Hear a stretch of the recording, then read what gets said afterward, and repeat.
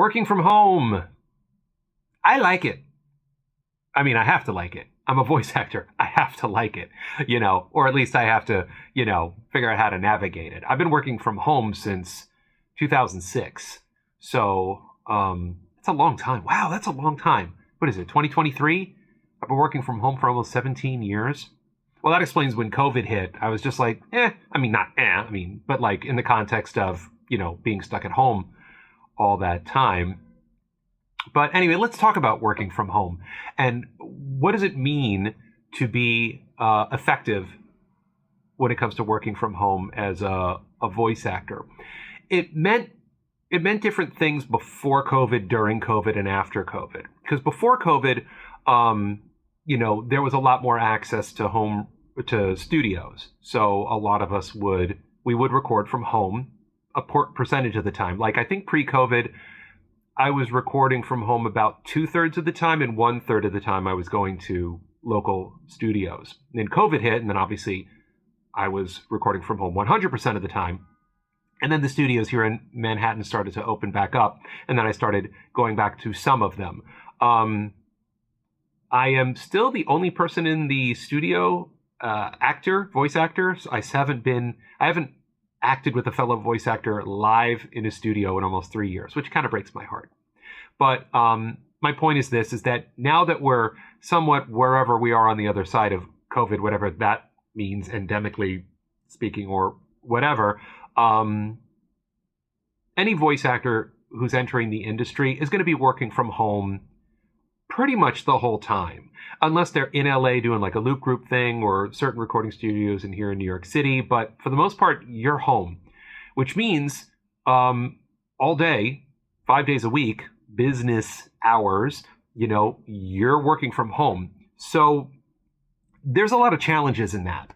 The big challenge is that most of us are 9-to-5ers who are used to going somewhere, being told what to do, having a job description. This is when you take a break. This is when you have lunch. This is when you clock in and clock out and can go on vacations and all that stuff.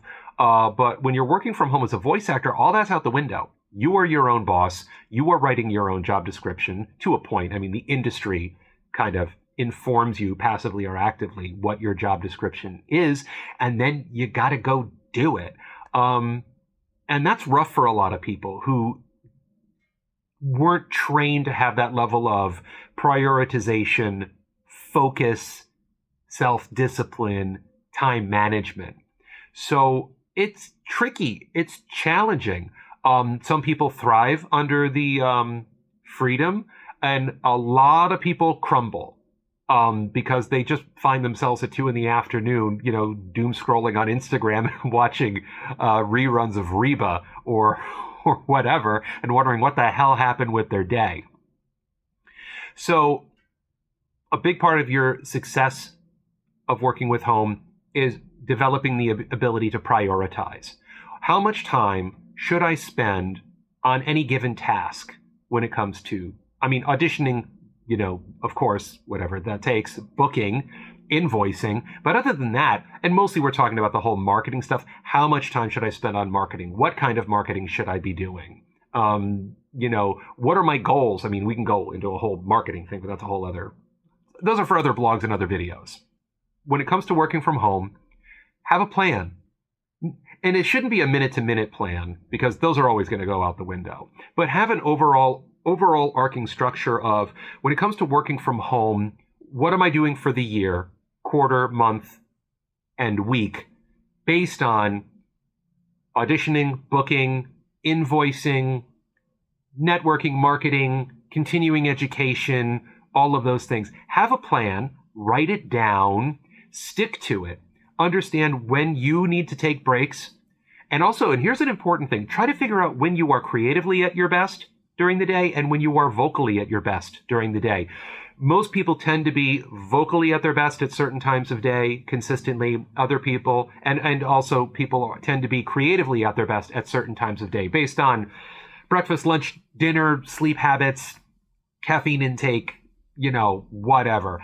But observe yourself, step outside of yourself and observe yourself, and take notes on when you're feeling groggy, when you're feeling enthused, when you're sounding hoarse, when you can hit those high notes or low notes based on, whatever you're doing, and just your overall physical, mental, organizational, dare I say, spiritual health throughout the day.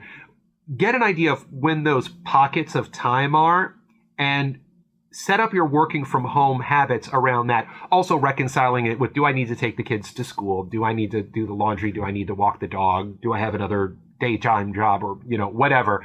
But take in and process all of that information. And that can hopefully in a long-term level make you more consistently effective when you're working from home.